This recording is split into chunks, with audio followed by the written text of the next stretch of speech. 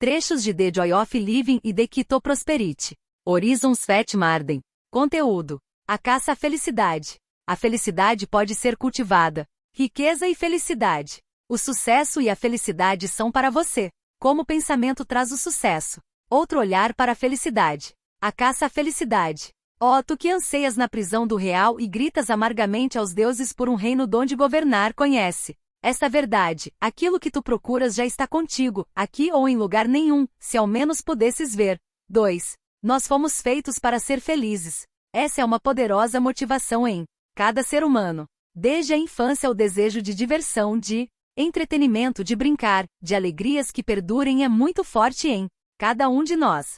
Se pedíssemos à maioria das pessoas do mundo que expressasse seus 3 maiores desejos, todos pediriam saúde, riqueza e felicidade. E então, se pedíssemos que manifestassem o desejo supremo na vida, a maioria pediria felicidade. Porém, poucos de nós já encontraram a verdadeira felicidade, e nós não a encontramos devido ao modo como a procuramos, como se procurássemos uma agulha em um palheiro. A maioria de nós não só não sabe onde procurar a felicidade, como também nem começou. E assim, criamos uma espécie de caça à felicidade, mas não se obtém felicidade dessa maneira. Não é preciso ir à caça para encontrá-la, como caçadores perseguem animais selvagens. Ninguém jamais encontrou a felicidade correndo pelo mundo todo atrás dela. Ela não está em nossa comida, nem em nossa bebida, não está em nossas roupas ou nos bens materiais, não. Está na emoção ou em viver momentos de diversão constantemente. Não. Está na excitação do sistema nervoso. Não vem da satisfação dos desejos ou de posses. No entanto, de alguma forma, a maioria das pessoas parece pensar que a felicidade pode ser encontrada assim como as pessoas encontram ouro, e que, da mesma forma, há uma grande dose de sorte nisso. Por toda parte vemos pessoas tentando conseguir algo que o outro tem, e que, na mente delas, é indispensável para que se tornem mais felizes. Mas empilhar coisas ao seu redor, não importa a altura da pilha, nunca poderá lhe fazer feliz. Aqueles que estão sempre à procura de algo que os vai fazer feliz, de alguma extravagância que vai satisfazer seus desejos, são sempre candidatos à decepção. Muitas vezes, tarde demais, percebem que a busca de seus desejos só aumenta a verdadeira fome da alma, que o desejo é insaciável como o oceano, e clama cada vez mais alto conforme suas demandas são atendidas. 3. A felicidade é o produto de uma atitude mental. Não vai lhe fazer bem algum correr o mundo todo tentando encontrá-la. Se não a levar consigo, nunca vai consegui-la. A história está cheia de escombros de quem perseguiu a felicidade desesperadamente por toda a vida e jamais conseguiu pegá-la. Se perseguimos a felicidade, então devemos lembrar que onde quer que a procuremos, só vamos encontrar o que levamos conosco. Isso significa que a felicidade nunca pode ser encontrada fora de nós mesmos. Toda a filosofia da Bíblia enfatiza isso. O reino dos céus, pelo que se entende reino da felicidade, está dentro de nós. No entanto, em todos os tempos, a maioria das pessoas foi à caça de um reino de felicidade fora e não dentro de si. A verdadeira felicidade é alcançada por meio do serviço digno aos outros, tentando fazer nossa parte no mundo pelo desejo de ser útil e, com nossos esforços, fazendo do mundo um lugar melhor para se viver. A verdadeira felicidade não vem de procurá-la fora e sim de escutá-la dentro de nós. Basta prestarmos atenção ao fato de que, em última análise, nossos anseios mais íntimos são pelas coisas mais simples, mais calmas, mais despretensiosas no mundo: pores do sol, amizades, passeios tranquilos, flores, luar, pequenas gentilezas, palavras agradáveis, pouco de ajuda pelo caminho, pequenos incentivos, amor e carinho. Nossa verdadeira felicidade não pode ser encontrada em nenhum outro lugar. Hoje eu vou parar de procurar a felicidade e encontrá-la onde estou. Lembrar que se eu for procurar a felicidade, o lugar é dentro de mim mesmo.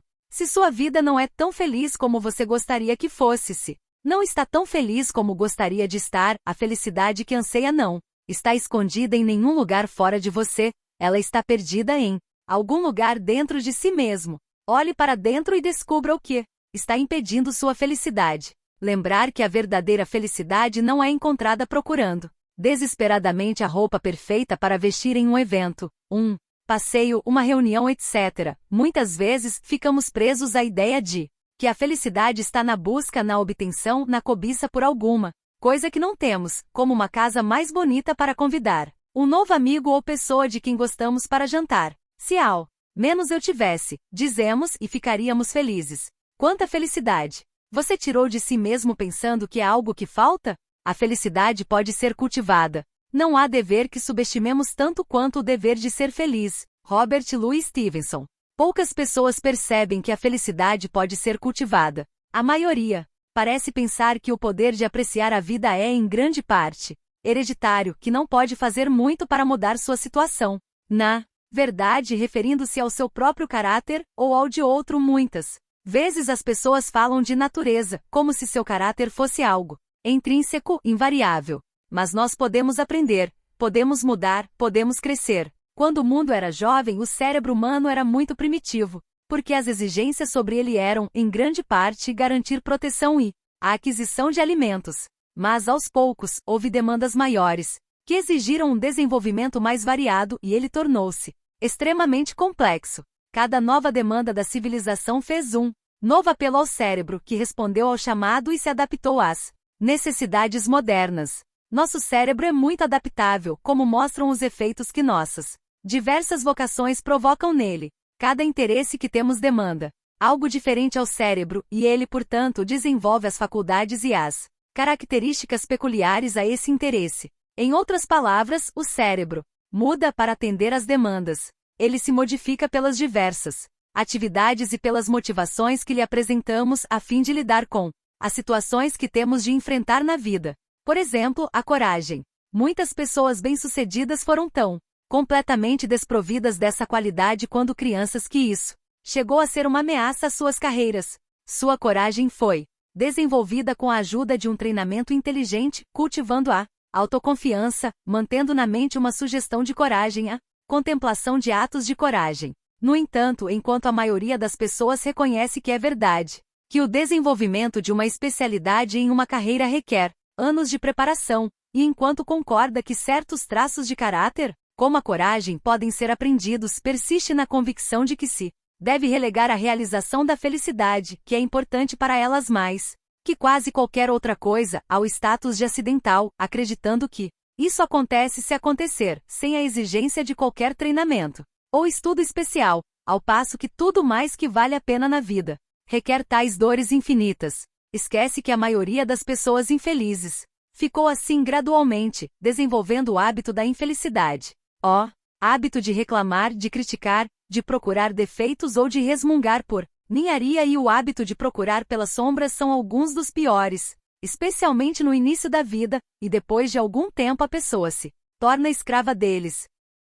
Conheço uma senhora que já passou por uma cirurgia para a retirada de um tumor. Tudo em sua vida se relaciona com essa época. Ela não pode falar sobre qualquer assunto sem arrastar a conversa para sua cirurgia. É sua desculpa para todas as suas falhas em assuntos domésticos.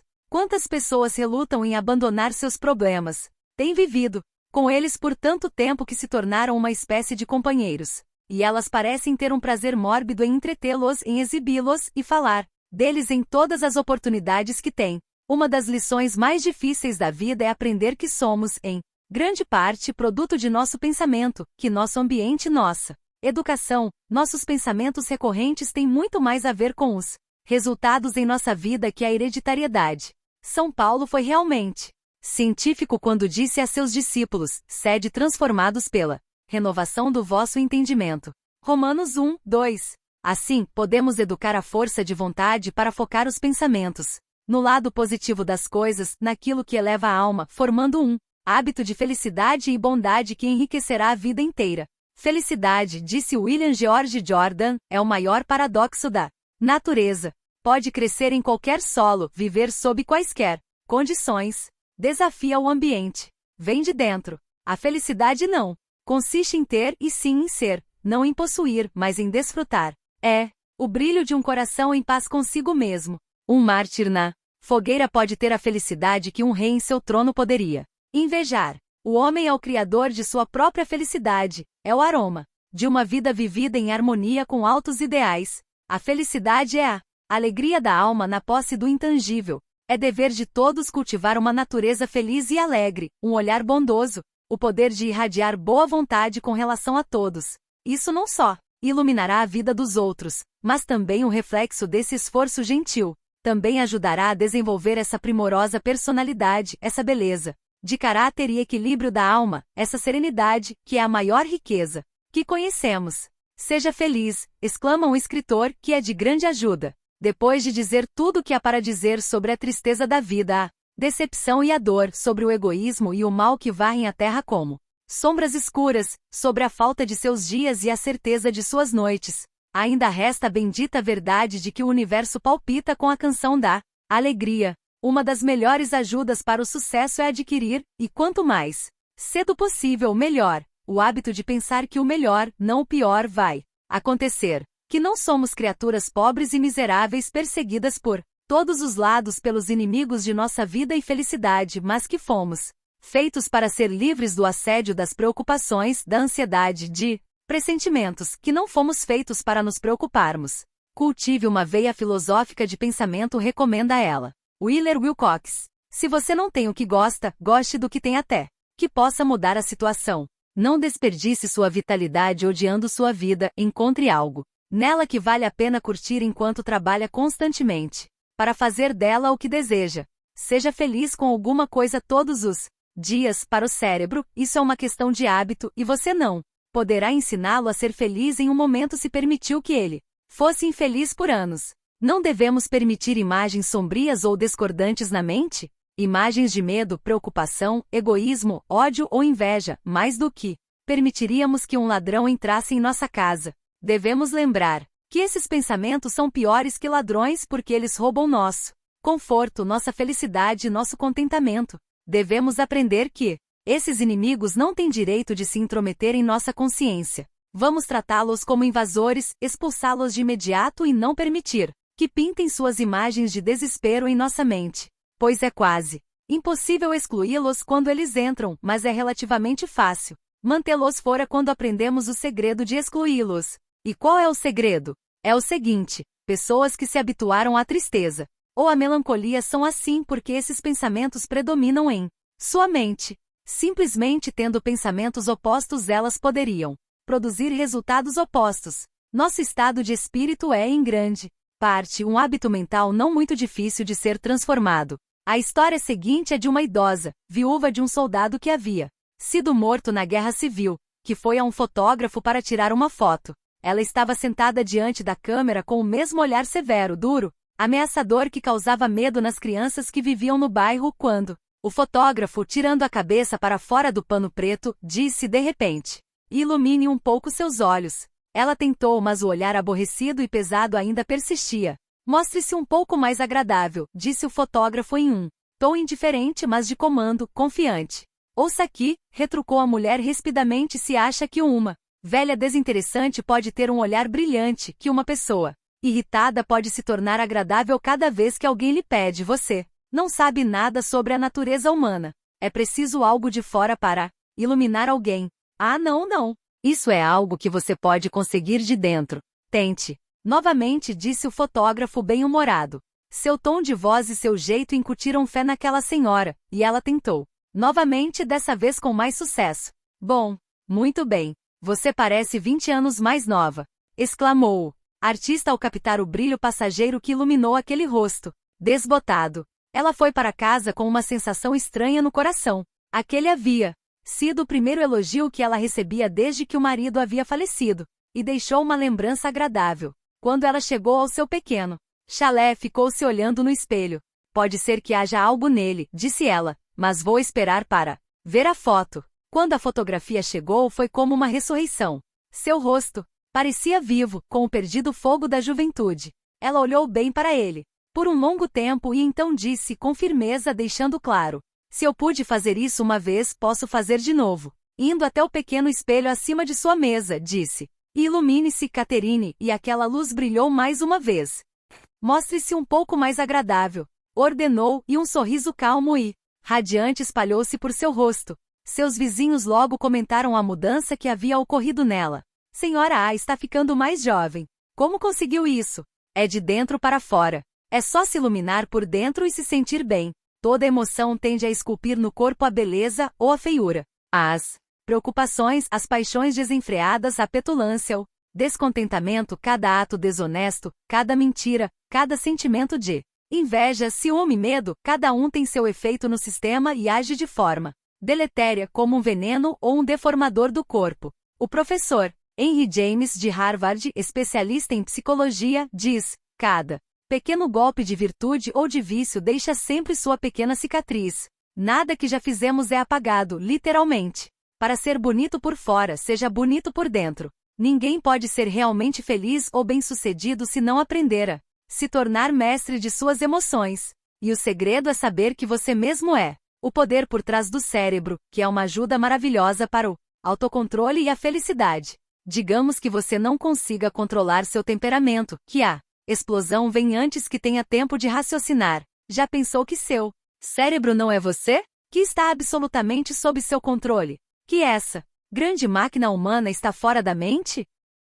Que você pode controlar cada pensamento e ministrar todas as emoções com o devido treinamento e assim, sua máquina nunca vai correr solta, o cérebro nunca vai arrastá-lo? Você é a pessoa por trás do cérebro. Faça esse teste em sua vida.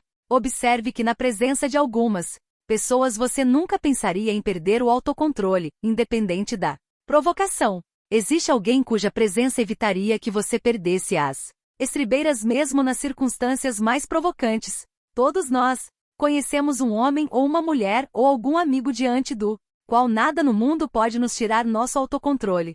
Por outro lado, diante de um empregado, a quem talvez vejamos como simplesmente parte da máquina de nosso negócio, por quem não temos nenhuma admiração ou compaixão verdadeira, ou em casa, onde talvez nos sintamos mais à vontade, perdemos o controle à menor provocação. Isso prova que podemos nos controlar infinitamente mais do que achamos. A pessoa de temperamento mais explosivo não demonstrará raiva em uma recepção ou um jantar para pessoas ilustres, não importa o insulto. Jamais pensaria nisso. Se tivéssemos consideração por todos, se respeitássemos até o mais humilde ser humano como deveríamos, e se nos respeitássemos o suficiente, teríamos pouca dificuldade de nos controlar. Se pensar nisso e refletir muitas vezes, a felicidade vai se tornar habitual e um poder em suas mãos para muitas coisas boas, diz Margaret Stowe. Podemos cultivar o hábito de sempre ver o lado positivo das coisas. Todos nós temos o poder de exercer a vontade para direcionarmos nossos pensamentos a alvos que produzam felicidade e aprimoramento em vez de seus opostos. Se sempre tentarmos nos mostrar felizes e agradáveis mesmo, se não nos sentirmos tanto assim, aos poucos o esforço se tornará um hábito. Podemos criar o hábito da felicidade começando com o máximo de pequenos prazeres e não esperando por alegrias avassaladoras. Muitos não conseguem ter tempo para curtir as coisas agradáveis da vida. Pisamos nas violetas e nas pequenas lindas flores tentando alcançar as flores maiores da vida. Esforçamo-nos muito para alcançar as grandes coisas, sendo que a grande diversidade de pequenas coisas, de pequenos prazeres, à medida que avançamos, é o que faz a vida feliz. É nosso esforço por grandes resultados que nos incapacita de desfrutar as pequenas coisas cotidianas, que faz a maioria de nós receber só 1/10 das bênçãos do momento presente que estão à nossa espera. Um cometa passa como um flash diante de nossos olhos, mas a luz do sol é uma bênção diária, disse alguém, e uma planta seria tola se esperasse que um cometa aparecesse para fazer brotar suas flores. Existe pouca probabilidade de que você receba uma alegria extraordinária hoje, mas haverá abundância de pequenos prazeres. Faça o máximo com cada um.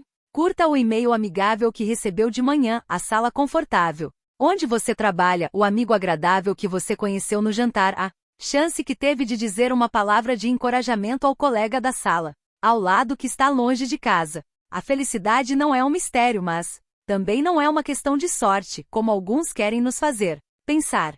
É uma das coisas mais práticas do mundo, e aquele que aprender a aproveitar ao máximo as pequenas bênçãos diárias dominará esse grande segredo com maestria. Talvez você ache que a rotina de sua vida é extremamente comum, insípida e insossa, mas isso não significa necessariamente que a vida é decepcionante, só porque não tem o cor-de-rosa de seus sonhos da juventude. Isso significa que você não criou o hábito da felicidade, e, assim, não aprendeu a apreciar a vida como ela é. Ao seu lado pode haver outras pessoas que levam o mesmo tipo de vida que você, mas que encontram a felicidade nela. Você não ouve outras pessoas no trabalho, ou em condições de vida idênticas à sua, rindo com gosto. Elas encontram uma maneira de aproveitar as circunstâncias enquanto você curte a tristeza. Elas conseguem encontrar alegria na vida enquanto você não encontra nada de interessante nela. Quantas vezes, no entanto, ouvimos as pessoas expressarem a ideia de que não tiram muito proveito da vida?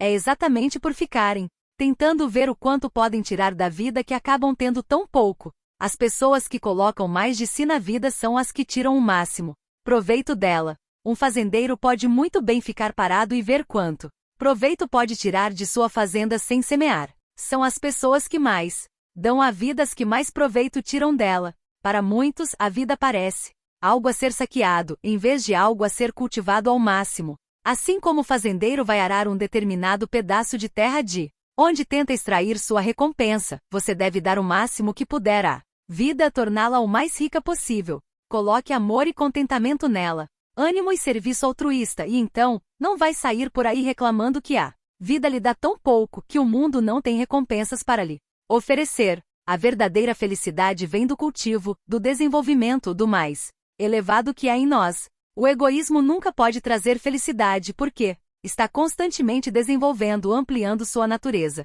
Gananciosa, apegada, está constantemente incentivando a mesma coisa, que nos leva para longe da felicidade. Você não vai encontrar a felicidade se não a vir com um coração puro, com uma mente limpa, um propósito nobre, com objetivo e desejo altruístas pelo bem-estar dos outros. O hábito da felicidade é tão necessário para nosso bem-estar quanto o do trabalho ou qualquer outro, e é importante para cultivar a arte da felicidade saber que podemos obter prazer das experiências comuns de todos os dias. Que maravilha é ser capaz de sempre dar as costas a cada sombra que se aproxima, voltar-se para a luz, seja muita ou pouca. Nada contribui mais para o maior sucesso que a criação do hábito de ver o lado positivo das coisas. Seja qual for sua vocação na vida, quaisquer que sejam os infortúnios ou dificuldades que enfrente, decida, de uma vez por todas, que aconteça o que acontecer, você vai ter o máximo possível de prazer verdadeiro todos os dias, que vai aumentar sua capacidade de gozar a vida, tentando encontrar o lado positivo de todas as experiências do dia. Decididamente determine que vai ver o lado cômico das coisas.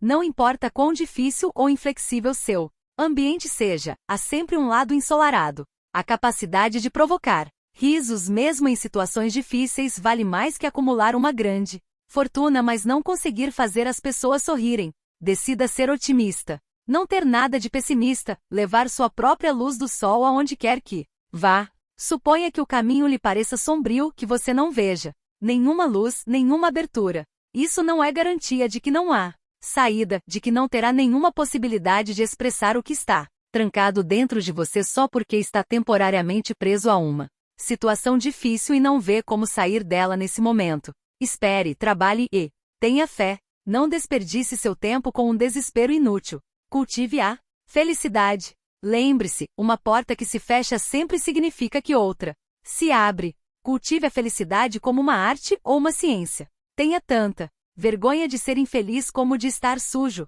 Hoje eu vou começar cada manhã decidindo encontrar algo no dia para curtir a felicidade. Procure em cada experiência algum grão de felicidade. Você vai se surpreender ao descobrir que aquilo que parecia irremediavelmente desagradável tem um lado instrutivo ou divertido.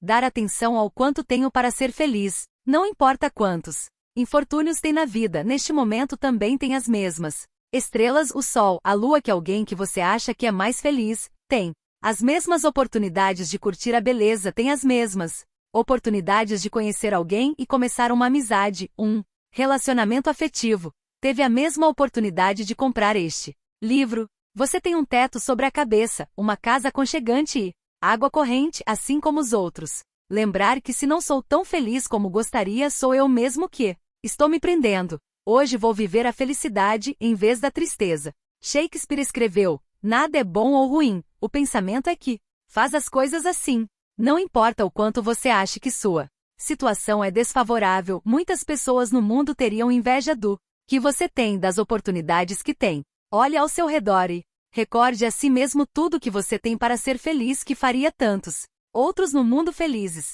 talvez não seja nada mais que ter água corrente em casa, um banho quente sempre disponível, um rádio, para ouvir todos os grandes cantores e músicos de hoje e de ontem. Dar música à sua vida para acalmar seu estado de espírito. Lembre-se que a felicidade não é somente resultado de grandes eventos. Uma pessoa não precisa de um iate, uma casa na praia ou viagens frequentes ao exterior para ser feliz. Muitas pessoas são felizes e nunca tiveram nada disso. Na verdade, nunca nem viram nada disso.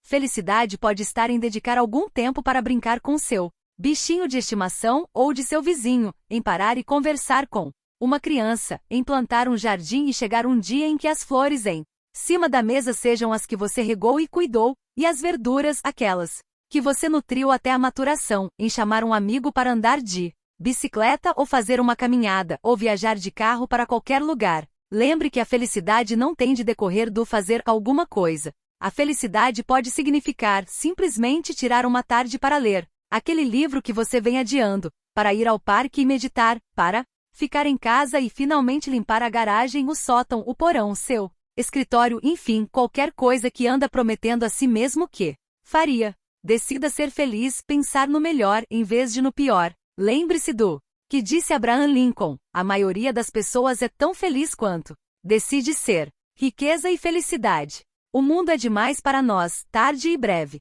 Tomando e gastando, devastamos nossos poderes. Pouco vemos na natureza que é nosso. Jogamos fora nosso coração, uma bênção sórdida. William Wordsworth. O poder atribuído às coisas materiais para nos outorgar a felicidade, para trazer alegria à vida, é imensamente exagerado. E de fato, que desgraça seria se a riqueza fosse na verdade a fonte singular de felicidade, como muitas pessoas acham que é. Os ricos seriam sempre felizes e os pobres sempre infelizes. Felizmente, a riqueza por si só não faz pessoas felizes ou bem-aventuradas. Na verdade, uma das maiores decepções de muitos ricos é a descoberta de que não podem comprar a felicidade com seu dinheiro, que aquilo que o dinheiro pode comprar só satisfaz uma pequena parte de um ser imortal. O dinheiro ainda não fez um homem feliz, disse Benjamin Franklin. E não há nada em sua natureza para produzir felicidade. No entanto, apesar dessas precauções, apesar de algumas das mais ricas e mais felizes mentes do mundo terem pertencido a pessoas que tinham poucos bens materiais, a grande luta de milhares de pessoas ainda é adquirir riquezas como um meio de obter felicidade. O que esses outros tinham era uma riqueza que nenhum dinheiro pode comprar, nenhuma inveja pode adquirir. E, no entanto, em vez de invejá-los, a maioria de nós inveja pessoas com grandes somas de dinheiro, porque ver a prosperidade de outras pessoas impede que eu reconheça e desfrute de meus bens, porque eu deveria aproveitar menos. O que é meu porque alguém tem mais? Porque o fato de outras pessoas terem mais que eu deve diminuir o valor do que eu tenho? Porque eu deveria me depreciar e baixar a cabeça diante de pessoas que conseguiram reunir enorme quantia de dinheiro? O dinheiro é a medida das coisas que valem a pena? A quantidade de dinheiro vale mais que a pessoa? Se é a felicidade que buscamos, deve haver algo melhor e mais rico e infinitamente maior dentro de nós que o ideal de quantas coisas materiais podemos acumular sobre nós mesmos. Na verdade, a busca da riqueza por si só traz um grande número de inimigos com ela, inimigos que nos tentam a fazer muitas coisas que não são de nosso interesse e que deterioram nossa alma e viciam nosso caráter. Muitos ricos, por exemplo, chamam atenção pela ausência de seus nomes dentre aqueles ligados a causas nobres. Eles raramente dão aos pobres, nunca oferecem ajuda a causas nobres, não pertencem a nenhuma organização que tenha o objetivo de fazer o bem à humanidade. Ser rico em dinheiro e pobre em todo o resto não é ser rico, e sim ser pobre. Se nos concentrarmos na cobiça, se nossa atitude mental estiver sempre fixa no jogo de fazer dinheiro e em nossos próprios interesses, não haverá nada em nossos pensamentos para fazer nossa própria felicidade. Além disso, o que começou como um hábito evolui para um vício, e quando alguém se torna viciado, perde o sentimento de obrigação moral, deixa de reconhecer a verdade e o dever, desenvolve apenas uma astúcia maravilhosa para a aquisição daquilo que vai satisfazer seu desejo. Esse ambiente se torna impossível para as coisas que criam amor para viver. Nossas propensões básicas matam dentro de nós as mais tenras plantas e flores que irradiam doçura e beleza, alegria e felicidade. Riqueza traz várias novas obrigações, muitas vezes acompanhadas de complicações extras. Em vez de preencher um vazio, muitas vezes cria um. Robert Louis Stevenson reconhecia o grande impedimento que são as coisas materiais para o voo da alma ao céu. Certa vez, ele deu os parabéns a um amigo que teve a casa grande e maravilhosa incendiada. Stevenson entendia que, embora muitos pensassem que seriam perfeitamente felizes se pudessem ter dinheiro suficiente para ter a liberdade de satisfazer todos os seus desejos ao tornarem-se ricos, descobririam que o dinheiro muitas vezes traz espinhos para atormentar quem o possui. Nesse caso particular, a esposa do amigo de Stevenson estava se distraindo com o exército de criados e com a administração da grande residência. Uma das piores doutrinas já estabelecidas diz que a verdadeira felicidade é adquirida por meio de coisas materiais. Não é. A verdadeira felicidade não é medida pela quantidade de riqueza ou posses, e sim pela qualidade do coração e da mente. Uma grande conta bancária nunca pode fazer uma pessoa rica em felicidade. É a mente que faz um corpo rico. Ninguém será rico em felicidade, não importa quanto dinheiro ou propriedades tenha, se for pobre de coração. Quando perguntaram a um homem rico qual fora a obra em sua vida que lhe dera maior felicidade, ele respondeu que foi pagar a hipoteca da casa de uma mulher pobre que estava sendo penhorada. Ao ajudar a salvar a casa de uma mulher pobre, ele havia obtido maior alegria e satisfação que em qualquer experiência de sua carreira empresarial. As pessoas mais infelizes que conheço constroem o próprio purgatório com suas falsas ideias de vida, colocando a ênfase nas coisas erradas, dando às coisas o valor errado. Recentemente, um trabalhador me contou a seguinte história. Eu sou apenas um mecânico comum, e meu patrão fala como se eu fosse um fracasso na vida porque não tenho um negócio próprio e não fiquei rico. Ele diz que qualquer pessoa com um pingo de cérebro e ímpeto devia ser capaz de fazer fortuna nesta terra de oportunidades. Nós temos diferentes maneiras de estimar o que significa sucesso e felicidade na vida. Ele me olha de cima, me considera um Zé Ninguém porque não posso morar no lado chique da cidade, como ele, nem comprar um carro. Minha família não se veste como a dele. Meus filhos não podem se relacionar com as mesmas pessoas que os dele. Nós não pertencemos ao seu grupo social. Eu não sou convidado a ir a comitês, a conselhos administrativos, como esse homem. No entanto, verdade seja dita, eu tenho uma posição melhor na estima dos meus vizinhos que meu patrão. Ele é visto como um conspirador sagaz, astuto. As pessoas veem seu dinheiro, não ele. Elas se curvam diante da fortuna dele. Comecei a trabalhar para o Sr. B quando eu era jovem. Poucos anos depois cheguei ao cargo de mestre mecânico. Acho que tenho mais respeito por minha profissão do que ele tem pela dele. Uma bela peça, um trabalho bem feito me encantam como uma excelente pintura deleita um artista. Mas meu patrão parece ver seu negócio apenas como meio mais viável de acumular dinheiro. Viver tão mergulhado no trabalho como o patrão desse mecânico, ser engolido por uma vida complicada, intimidado pelo empenho e pelo esforço, preocupação e ansiedade que acompanham seu negócio, não é ser verdadeiramente rico ou feliz. Sim, é verdade que se eliminarmos de nós tudo que aspira ao bem, ao belo e ao verdadeiro, se eliminarmos tudo, menos a parte essencial de nós mesmos, seremos capazes de experimentar a satisfação essencial, mas nunca conheceremos a felicidade que está disponível para nós como seres humanos. Nosso maior objetivo na vida deve ser absorver em nosso ser a maior quantidade de doçura e beleza possível. Não é a posse de dinheiro que constitui a riqueza, que dá a maior satisfação e desperta a consciência da nobre realização, ou que nos dá a certeza de que estamos cumprindo nossa missão e que lemos corretamente a mensagem selada que o Criador colocou em nossas mãos no momento do nascimento. As maiores riquezas estão fora do alcance do dinheiro, independem da fortuna e não podem ser perdidas nas flutuações da vida. A felicidade não pode ser comprada, nem o amor ou o respeito. Somente a fidelidade aos princípios enobrecedores e imutáveis pode dar felicidade permanente. Coisas materiais estão sempre mudando, sempre se esquivando. Não há permanência, não há persistência nelas. Como disse Ralph Waldo Emerson, nada pode lhe trazer paz, exceto o triunfo dos princípios. Moderação no temperamento é sempre uma virtude, disse Thomas Paine, mas, em princípio, a moderação é sempre um vício. Ninguém pode ser realmente feliz se não tiver um alto ideal, e um propósito grandioso na vida. Muitas vezes, a busca da riqueza financeira é inimiga dos princípios da vida simples e cria, ao contrário, uma vida complicada e estressante, de esforço. E nós, seres humanos, somos constituídos de tal forma que a vida complexa não é propícia para nosso bem-estar ou nossa maior felicidade.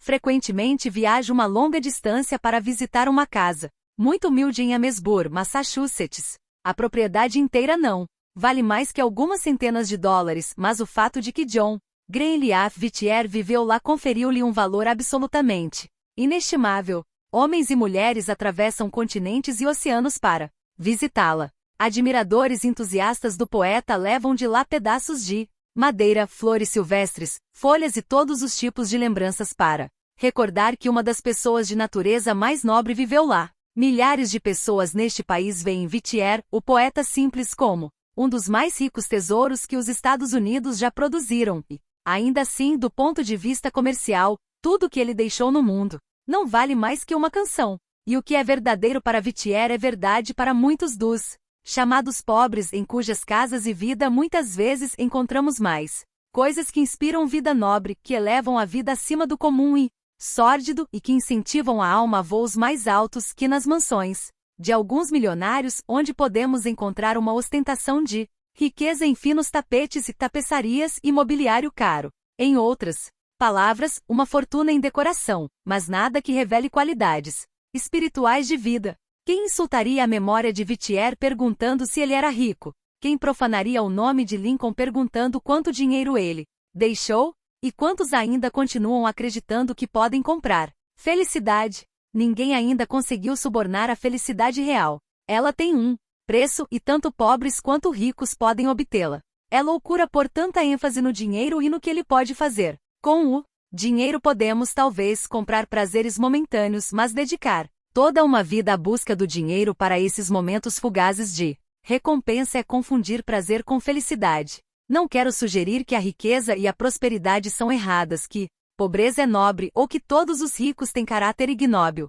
Mas se é a felicidade que você procura, deve haver algum motivo maior dentro de si para obter a felicidade duradoura. O dinheiro para fazer as pessoas felizes deve servir sua natureza superior, o desenvolvimento do bem nelas e nos outros. Somente aqueles que buscam o bem do outro, o bem-estar do outro, a felicidade do outro, podem encontrar a sua própria. Com a sensação do dever cumprido, homens e mulheres têm sido felizes em meio às circunstâncias mais adversas.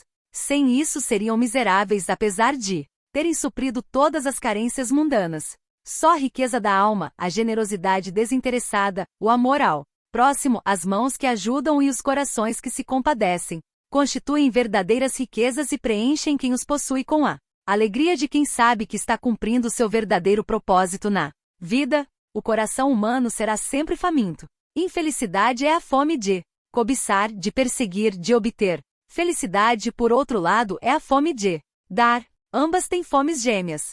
Para sermos verdadeiramente felizes, devemos deixar uma passar fome e alimentar a outra. E ainda assim, em todos os lugares continuamos vendo pessoas deixando morrer de fome seu mais nobre crescimento, lutando incansavelmente para colocar um pouco mais de dinheiro no bolso. Multidões têm sacrificado familiares, casas, amizades, saúde, conforto e honra a si mesmo para apaziguar a febre horrível que os queima por dentro, a terrível ânsia da ambição por mais e mais, a perpétua fome e sede que nunca estão satisfeitas, que sufocam todas as suas aspirações mais nobres, que afligem tudo que é bom, delicado e sensível em sua natureza, até que ficam insensíveis e não respondem mais a tudo que é bonito, doce e verdadeiro. Não é um espetáculo lamentável ver um ser humano nas garras loucas de um objetivo ganancioso? Essa pessoa está morta para tudo que há de melhor na vida. Não aprecia a glória e a grandeza, a sublimidade da existência. Ai de quem atender a uma ambição de riquezas e a seguir cegamente.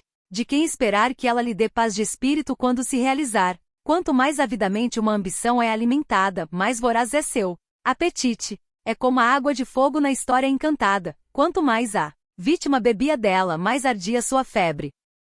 Para sermos verdadeiramente felizes devemos ter dentro de nós uma fome, uma inclinação para ajudar os outros e proporcionar-lhes felicidade na vida. Deve haver, dentro de nós, uma valorização pelo que Somos não pelo que temos, deve haver a capacidade de apreciar ao máximo todas as situações da vida. Isso é o que contribui para a felicidade. Aqueles que têm riqueza sem esses propósitos mais elevados, logo se afastam da felicidade. Se você não incorporar essas qualidades à sua vida, se não as afirmar como traços e princípios necessários para sua própria evolução e aprimoramento, a verdadeira felicidade sempre lhe escapará, e você nunca vai conhecer a alegria e a satisfação da vida verdadeira mesmo que tenha milhões de dólares.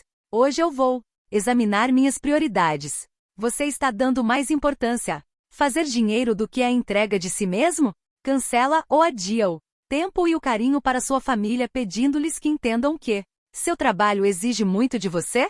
Foi para isso que se casou? É para isso que tem uma família? Perguntar-me se estou vivendo ou simplesmente sobrevivendo.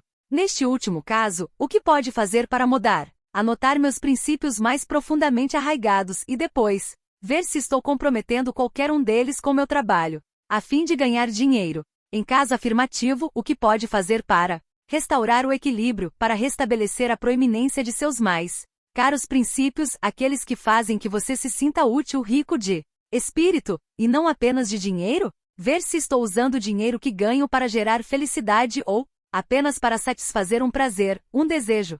No mundo de hoje, de altos preços de automóveis e alto custo da tecnologia, é fácil acreditar que você deve ter sempre o mais novo equipamento, o mais novo dispositivo, etc., quando, na verdade, o que tem atualmente está lhe servindo bem. O dinheiro que está gastando para obter o mais recente, a dívida que está assumindo, impedem-no de sair para jantar, de ir a um show, a uma peça de teatro, de fazer um piquenique no parque com seu cônjuge, com seus filhos. Ou, se ainda não é casado, impede-o de agradar a si, mesmo indo a um show, a uma peça de teatro, jantar fora, ver um filme, etc. Separar parte de minha renda para o dízimo. Existem muitas fontes de felicidade espiritual na vida: a orquestra sinfônica ou grupo de dança comunitários, a rádio não comercial, a igreja, o templo, o centro de yoga, de meditação, etc. Cada uma dessas organizações tem unidades de captação de recursos, ou faz solicitações periódicas de ajuda financeira para que possam continuar lhe fornecendo aquilo com que você se nutre. Separe algum dinheiro para doar a essas organizações. Não precisa ser muito. A doação é o que vai lhe trazer felicidade. O sucesso e a felicidade são para você. Há muitas evidências de que fomos feitos para coisas grandes, sublimes, para a abundância, não para a pobreza. Falta e carência não se encaixam em nossa natureza divina. O problema, porém, é que não temos nem metade da fé no bem que está disponível para nós. Não ousamos nos entregar ao desejo de nossa alma, seguir nossa fome divina e pedir sem limites a abundância que é nosso direito nato. Em vez disso, quando pedimos, são coisas pequenas, e esperamos coisas pequenas, espremendo nossos desejos e limitando o nosso suprimento. Não nos atrevemos a pedir o pleno desejo de nossa alma, não nos abrimos o suficiente para permitir um grande fluxo de coisas boas. Pensamos com limitação. Não lançamos o desejo de nossa alma com aquela fé abundante que envolve uma confiança sem reservas e que recebe em conformidade com ela. A rosa não pede ao sol só um pouquinho de luz e calor, pois é da natureza dele lançar-se sobre tudo que vai absorvê-lo e bebê-lo. A vela não perde sua luz ao acender outra vela. Nós não perdemos e sim, aumentamos nossa capacidade de amizade sendo amigáveis, dando a abundância do nosso amor. Um dos grandes segredos da vida é aprender a transferir a corrente total da força criativa universal para nós mesmos e como usá-la de forma eficaz. Se cada um de nós entendesse e dominasse essa lei da transferência, multiplicaríamos nossa eficiência 1 milhão de vezes. Porque então seríamos cooperadores, co-criadores da grande força criativa da vida. Quando reconhecermos que tudo vem da grande fonte infinita e que flui livremente para nós, quando chegarmos à perfeita sintonia com o infinito, todas as coisas boas do universo fluirão espontaneamente para nós. O problema é que restringimos o fluxo por atos e pensamentos errados. Não fique sempre pedindo desculpas pela falta disso ou daquilo. Cada vez que você diz que não tem nada apropriado para vestir, que nunca tem coisas que os outros têm, que nunca vai a lugar nenhum ou faz coisas que os outros fazem, simplesmente está entalhando cada vez mais fundo uma imagem desesperadora. Enquanto recitar esses detalhes, desafortunados e se afligir com suas experiências desagradáveis. Sua mente não vai atrair aquilo que você quer, não vai trazer aquilo que remediará suas duras condições. Sua atitude mental, sua visualização mental deve corresponder à realidade que você procura. Quando aprender a arte de ver com opulência, não com avareza. Quando aprender a pensar sem limites. Quando aprender a não se enforcar com a limitação do pensamento. Quando a injustiça, o desejo de tirar proveito de seus irmãos for removido de sua vida, aí sim você vai descobrir que aquilo que está buscando também está procurando você e vão se encontrar no meio do caminho. A prosperidade começa na mente, mas é impossível com uma atitude mental hostil a ela. Não podemos mentalmente atrair opulência com uma atitude miserável que afugenta o que almejamos. É fatal trabalhar para uma coisa e esperar outra. Não importa quanto tempo esperemos a prosperidade, uma atitude mental pobre vai fechar todos os caminhos para ela. Opulência e prosperidade não podem entrar pelos canais de pensamentos de pobreza e de fracasso, pois a tessitura da teia é obrigada a seguir o padrão. Temos de pensar a prosperidade antes de chegar a ela. Temos de criá-la mentalmente primeiro. Quantos de nós assumem como certo que existe uma abundância de coisas boas neste mundo para os outros: conforto, luxo, casas chiques, bens, roupas, oportunidade de viagens, lazer, mas não para nós? Nós nos acomodamos na convicção de que essas coisas não nos pertencem. E, assim, colocamos grades entre nós e a abundância. Cortamos a abundância de nossa vida.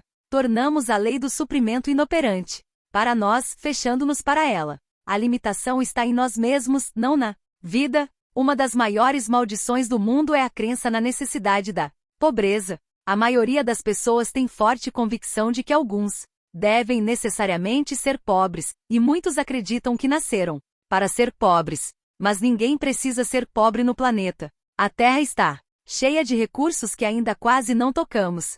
Temos sido pobres no meio da abundância simplesmente por causa de nossos próprios pensamentos limitantes. Estamos descobrindo que os pensamentos são coisas que estão incorporados à vida e fazem parte do caráter e que se abrigarmos pensamentos de carência, se tivermos medo da pobreza, da falta, essas ideias de pobreza se incorporarão à tessitura de nossa vida e nos transformarão em um imã para atrair mais pobreza ainda. Não está escrito que tem de ser difícil ganhar a vida, que devemos nos virar só para sobreviver, para conseguir algum conforto, que temos de passar todo o nosso tempo sobrevivendo em vez de vivendo. Uma vida abundante, plena, livre e bela está destinada para nós. Se mantivermos pensamentos de abundância, de que ela é nosso direito nato que possuímos desde crianças, então, assim como para as crianças, ganhar a vida será mero incidente. Decida se vai virar as costas para a ideia de pobreza e esperar a prosperidade com vontade. Persistir nos pensamentos de abundância, ideais opulentos que são condizentes com sua natureza, tentar viver na realização da abundância para realmente se sentir rico, opulento. Isso vai ajudá-lo a alcançar o que deseja. Existe uma força criativa no desejo intenso. O fato é que vivemos no mundo que criamos. Somos criações, resultados de nossos próprios pensamentos. Cada um de nós constrói seu próprio mundo por meio dos hábitos de pensamento.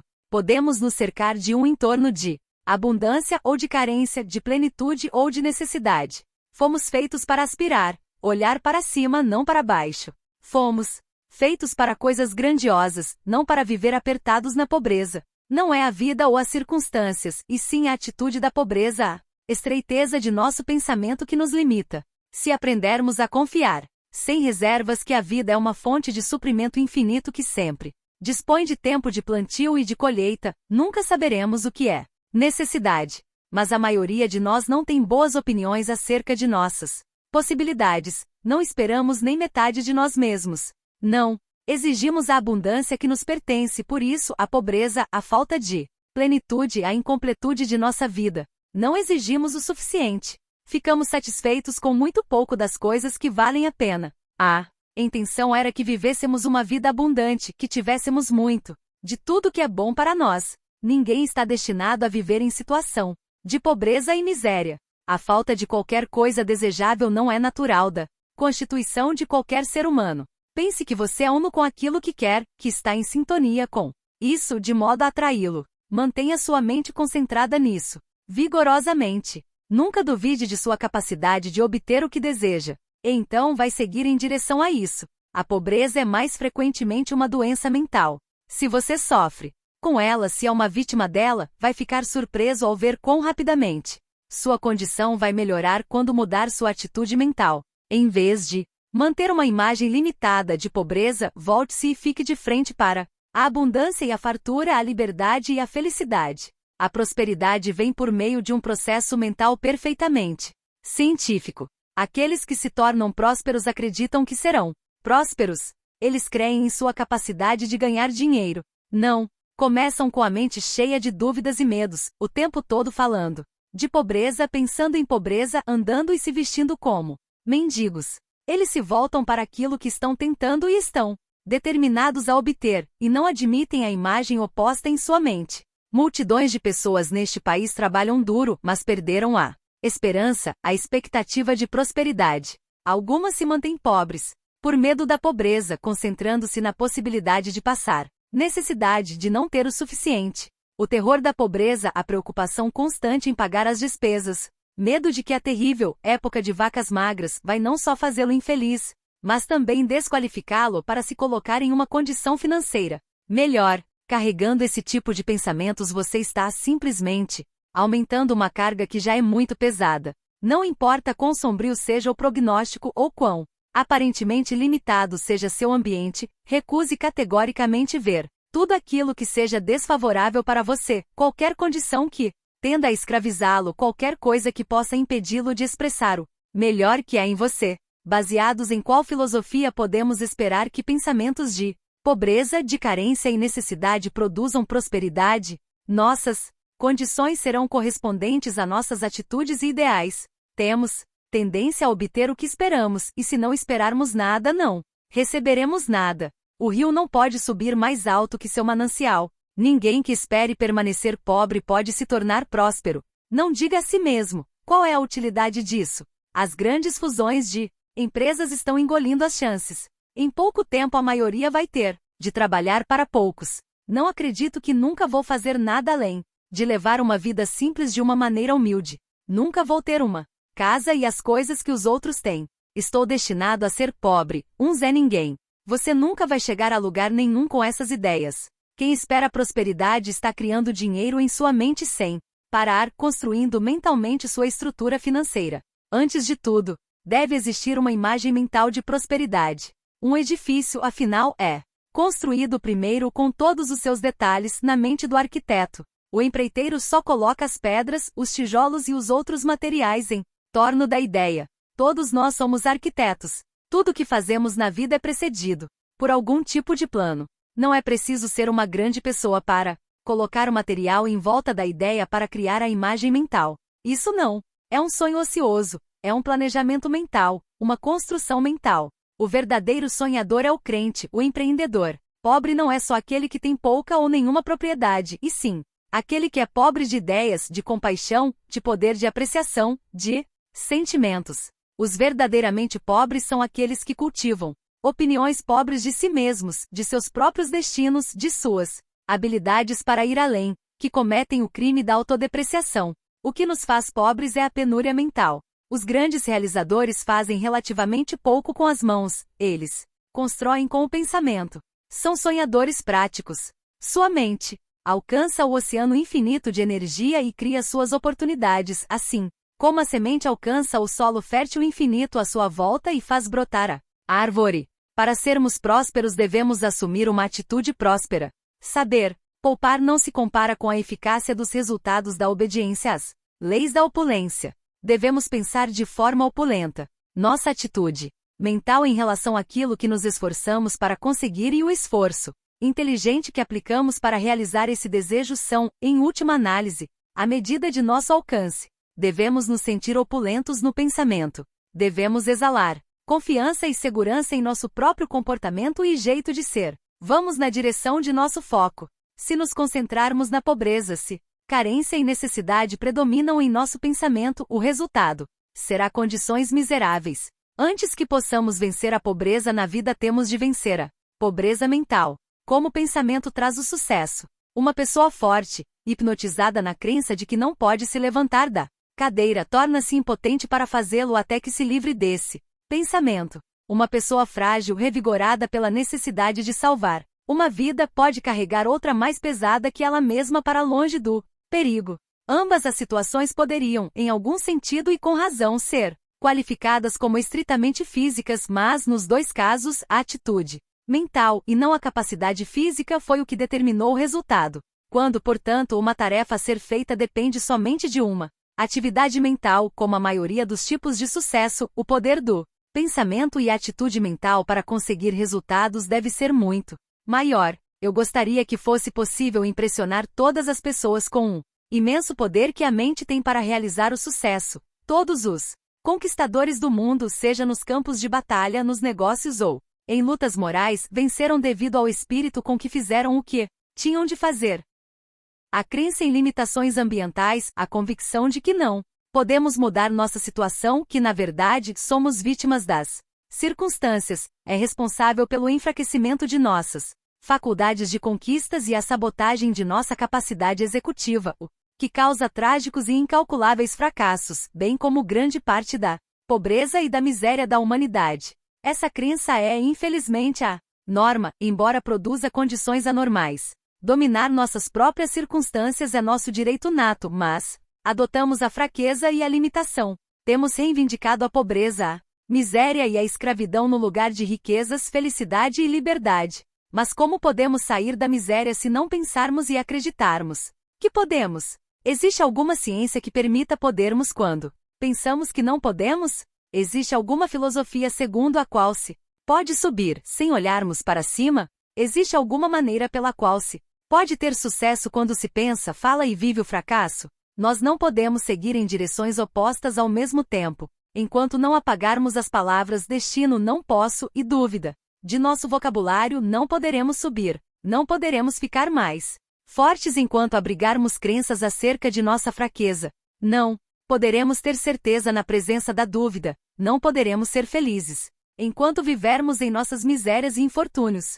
Também não poderemos esperar ser saudáveis e fortes sempre, pensando e falando sobre nossa saúde precária, dizendo que nunca seremos robustos, assim como não podemos esperar que nossas faculdades executivas sejam fortes e vigorosas enquanto ficamos eternamente duvidando de nossa capacidade de fazer o que nos prontificamos a realizar. Nada enfraquece mais a mente e a torna totalmente imprópria para o pensamento eficaz quanto o constante reconhecimento de nossa dúvida em nossa capacidade de realizar. A maioria das pessoas que fracassam começa duvidando de sua capacidade de fazer as coisas que tenta, pois ao admitirem a dúvida na mente deixam que um inimigo entre em seu território, um espião que vai traí-los. A dúvida pertence à família do fracasso, e se for admitida e não expulsa, vai nos levar a pensar, pegue leve e relaxe, desista quando ficar difícil, e espere além de outros membros de sua família.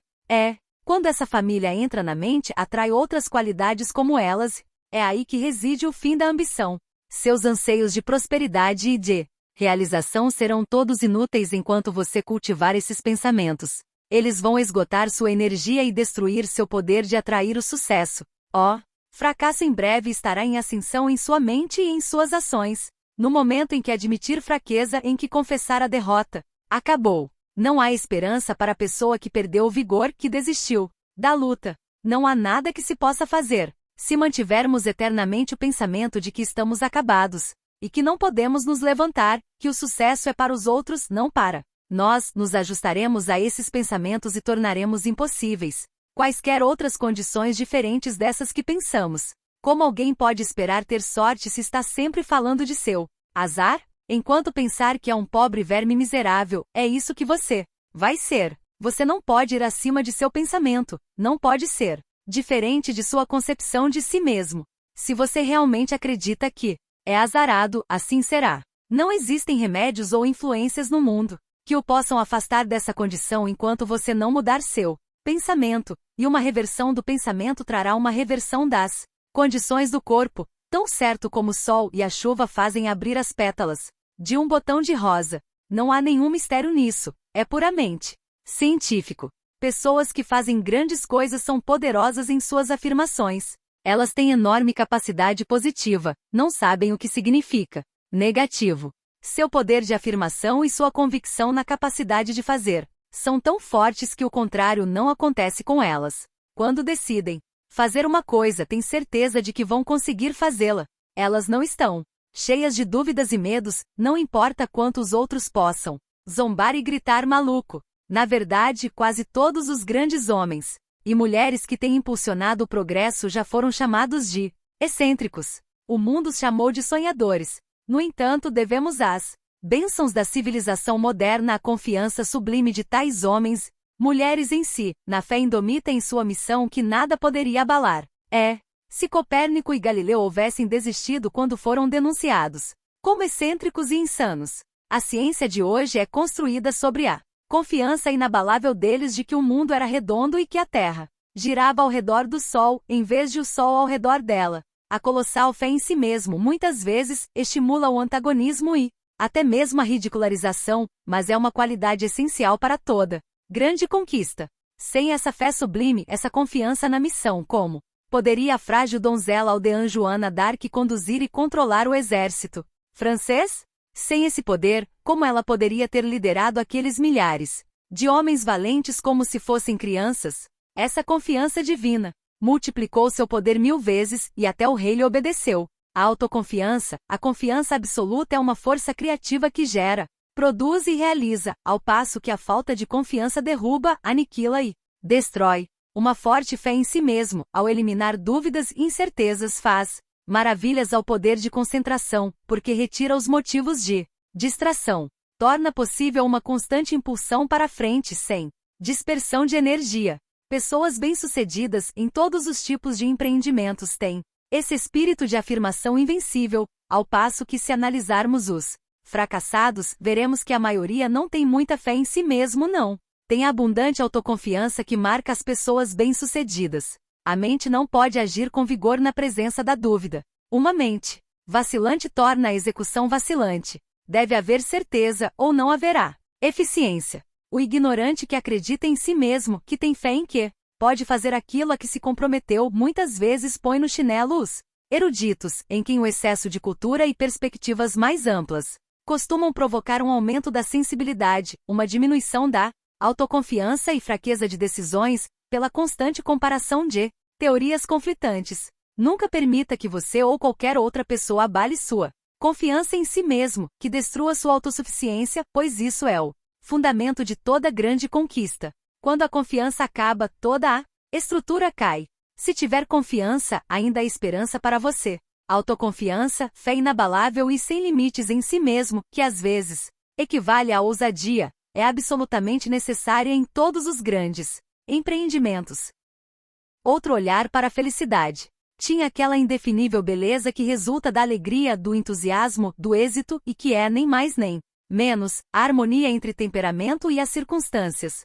Flaubert, descrevendo Madame Bovary. Todos já vivemos momentos de pura felicidade quando nós e o mundo somos dominados por um êxtase maravilhoso, louco de beleza, de alegria, de importância, de embriaguez, de vida. Mas esperamos que esses momentos sejam fugazes, em breve substituídos pelo que chamamos de realidade, o que significa um mundo de provas e tribulações, cheio do mundano e do insignificante, em outras palavras, o mundo da rotina diária. Nós nos consolamos dizendo que para que haja felicidade deve haver tristeza, que para que haja alegria deve haver sofrimento. Dizemos que o mal nunca vem sozinho. Depois, nos encorajamos lembrando aos outros e a nós mesmos que, no entanto, o sol brilha atrás de cada nuvem. Mas a boa sorte também pode não vir sozinha? A felicidade deve ser sempre algo pelo que temos de ansiar, esperar que apareça por trás daquela sempre esperada nuvem?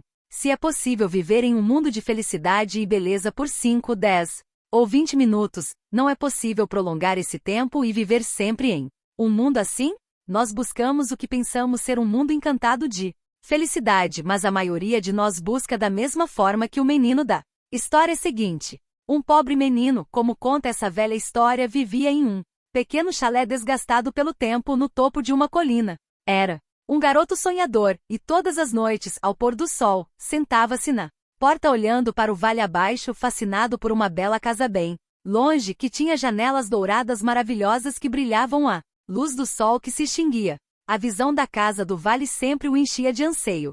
Como Minha pobre cabana é miserável, suspirava. Se eu pudesse viver naquela bela casa com janelas de ouro, como seria feliz. Uma noite, quando as janelas de ouro pareciam mais maravilhosas que nunca e pareciam acenar para ele, o menino decidiu que no dia seguinte visitaria a bela casa. Na manhã seguinte foi. A estrada era poeirenta e o sol ardia. Mas o pequeno viajante seguiu firme, e ao pôr do sol encontrava-se do outro lado do vale.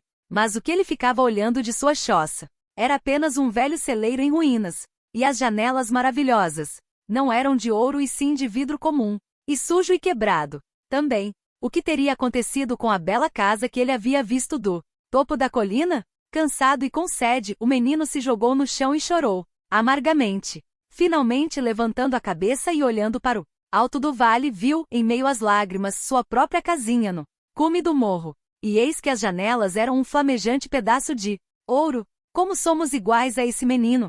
A grama do vizinho é sempre mais verde. A beleza e a glória da vida estão sempre muito longe, em outro lugar, em outro momento, diferente de onde estamos e do que estamos fazendo. Esperamos que em algum momento futuro entremos em nossa própria linda casa com janelas de ouro. Graças a alguma magia, ao dinheiro ou ao que ele pode comprar, vamos encontrar a felicidade. Mas essa noção de felicidade é uma miragem, e nenhum ser humano jamais pegou, e nunca pegará, a sedutora ilusão que está sempre acenando na distância. No entanto, e infelizmente continuamos tentando. Parece que estamos possuídos de um desejo insatisfeito que passamos a vida tentando preencher. Estamos muito decepcionados com o que a vida nos deu. Não encontramos o futuro que previmos quando chegamos à idade que na juventude havíamos imaginado que estaríamos livres de cautela e ansiedade. Com nossas aspirações já satisfeitas, vemos que nossa vida é bem ordinária, bem monótona, bem comum, e muitas vezes está longe de ser feliz. Nossa visão, que de longe parecia tão bonita, foi diminuída quando chegamos ao local de onde ela vinha, e ainda vem até nós de um além que sempre regride. E assim chamamos de felicidade eterna uma ilusão, uma fantasia e, nesse meio tempo, dificilmente qualquer um de nós está satisfeito com o que tem. Estamos sempre à procura de alguma coisa grande para nos fazer feliz, dinheiro, uma grande oportunidade, coisas vagas que, normalmente não sabemos descrever. E todas essas coisas que vão nos fazer realmente felizes estão sempre em algum lugar em um futuro sombrio. E enquanto não chegam, dizemos com certa sensação óbvia de fracasso que o que temos são coisas pequenas, simples e na forma como falamos, fica claro que essas coisas pequenas e simples não têm valor para nós. Assim, podemos concluir que a natureza da felicidade se baseia em coisas grandiosas que podem ser compradas com dinheiro. Mas o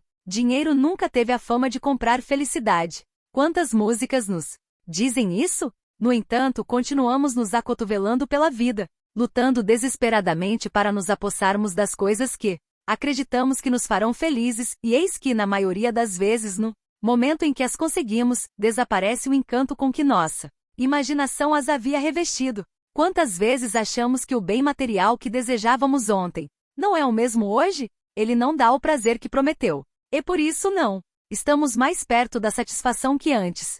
Então voltamos nossa atenção para outro bem material, algo que achamos que agora vai nos preencher, só para descobrir, quando conseguimos, que repetimos a mesma experiência, decepção, desilusão.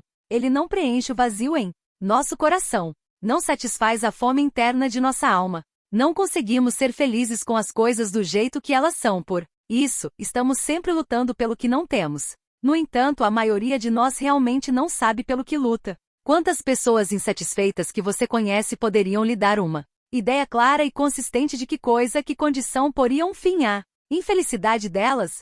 Nós dizemos, boa saúde me traria felicidade. Mas então, pensamos, o que é uma boa saúde sem um relacionamento amoroso? Então dizemos, boa saúde e um relacionamento amoroso me trarão felicidade. Mas então pensamos, de que adiantam essas coisas sem dinheiro? E então dizemos, boa saúde e um relacionamento amoroso e dinheiro me trarão felicidade. Mas depois pensamos, bem, claro, uma relação afetiva é uma coisa maravilhosa de se ter, mas, enquanto não chega, eu não deveria ser capaz de encontrar a felicidade sozinho?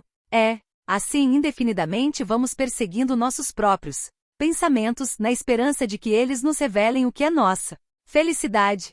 A verdade é que as coisas que realmente fazem a vida valer a pena são muito simples e estão ao alcance de todos nós. A felicidade não é um monopólio. Ninguém pode encurralar a felicidade. Ela está à venda no mercado da vida de cada um que esteja disposto a pagar o preço. E o preço é aquele que todos podem pagar. Andrew Carnegie disse que daria 10 milhões de dólares para ter mais 10 anos de vida, mas toda a sua riqueza não poderia comprar-lhe nem um instante a mais de tempo. O dinheiro também não tem o poder de comprar o amor, a amizade ou a compaixão quando estamos sofrendo.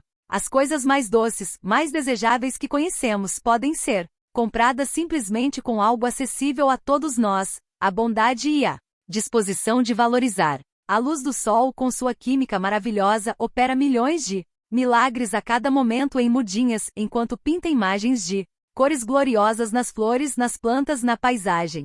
Nunca vi o nascer do sol que não me desse a sensação de nascer do sol, disse o proprietário de uma rede de lojas de departamento e ex-carteiro americano John Vanamaker. E esse sol glorioso é uma dádiva gratuita para todos nós. É possível para cada um de nós, por meio das capacidades de nossa própria alma, ter esse espírito harmonioso que encontra serenidade e verdadeira felicidade na vida de todo dia. Lincoln disse que a maioria das pessoas é tão feliz quanto decide ser, e ele estava certo. Tudo é matizado por nossos pensamentos. A fonte de toda a felicidade está dentro de nós. A beleza que vemos na natureza e que sentimos na música está dentro de nós. E aí está o segredo. Todos nós já ouvimos isso, e a esta altura talvez já soe como um clichê, não como verdade. Mas é verdade. Se trouxermos a atitude mental da beleza à vida, descobriremos que a vida é bela. Se trouxermos uma atitude mental de descontentamento, ela será decepcionante. Se o tempo todo nos treinássemos para ter apenas os pensamentos certos, construtivos, felizes, alegres, úteis e altruístas, logo nos tornaríamos extremamente felizes porque, afinal de contas, a felicidade é um estado mental. Seu grau de felicidade ou infelicidade de hoje é resultado de seu pensamento. Como o estado mental, a felicidade não é simplesmente uma consequência do que você pensa a respeito de sua conduta em relação a si mesmo, é também consequência do que você pensa a respeito de sua conduta para com os outros. Uma vida egoísta nunca contempla a verdadeira felicidade. A ganância e a inveja nunca a alcançam. Metade da infelicidade do mundo é causada pela inveja que temos dos outros e pelo desejo de possuir o que eles possuem, e assim, desperdiçamos as bênçãos que teríamos se nos sentíssemos satisfeitos com o que possuímos. Metade do mundo está farejando errado na caça à felicidade, disse o poeta canadense Henry Drummond. As pessoas acham que consiste em ter e obter e em ser servidas pelos outros. Ela consiste em dar e servir aos outros. Cada ação nobre, cada ato altruísta, cada pequena ajuda ao próximo, cada bom serviço à humanidade, cada aspiração elevada e pensamento útil inevitavelmente trazem uma quantidade de felicidade que corresponde ao altruísmo e às boas intenções do ato. Isso não significa que a vida fica livre de tristezas e perdas, mas as lutas, as decepções e as dificuldades não têm por objetivo nos entristecer e sim nos fortalecer, pois se não lamentarmos e reclamarmos, receberemos força para superar tudo. Quando ouço pessoas resmungando e reclamando, sempre penso em uma velhinha cuja vida estava cheia de tristezas e decepções, mas que nunca perdeu a alegria e a serenidade. Quando lhe perguntaram um dia o segredo de seu doce otimismo, ela respondeu: eu tenho um livro dos prazeres. No início da vida, resolvi que toda noite eu ia registrar alguma experiência agradável que houvesse vivido durante o dia. Isso me deu o hábito de ver as coisas alegres, em vez de ver a tristeza de minha vida. Assim, não importa quantas nuvens escuras haja, eu sempre sou capaz de ver um pouco da luz do sol brilhando. Muitos dias, segundo ela, era difícil ver a luz, porque ela havia tido uma família grande e perdera todos os parentes. Além disso, sofrerá com muitas doenças e muitas perdas financeiras que a deixaram muito pobre. Mas apesar de suas aflições e da pobreza, ela conseguiu encontrar algo pelo que agradecer todos os dias da vida. As pessoas que vivem a vida com infelicidade não veem nada para se alegrar e ser feliz. Não só perdem um volume enorme de prazer e alegria de verdade, como também prejudicam seriamente sua capacidade de conseguir o que querem. Seriedade demais deprime as faculdades mentais e diminui sua eficiência. A vida deve ser cheia de brincadeiras, divertida, cheia de luz e alegria. Seja como a velhinha que tinha um livro dos prazeres. Crie o hábito de procurar algo com que se alegrar. Comece primeiro procurando só uma coisa por dia e depois procure 2 coisas todos os dias. Depois 3. E em seguida uma por hora. E depois uma a cada momento. E então você vai dominar o segredo da felicidade.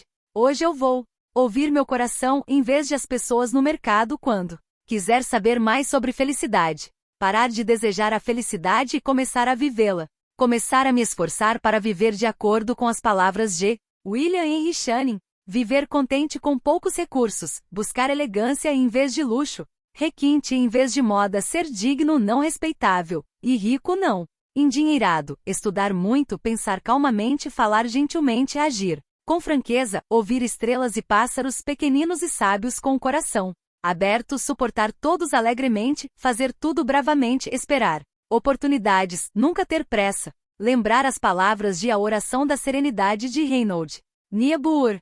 Concede-me, Senhor, a serenidade necessária para aceitar as coisas que não posso modificar, coragem para modificar as que eu posso e sabedoria para distinguir uma da outra.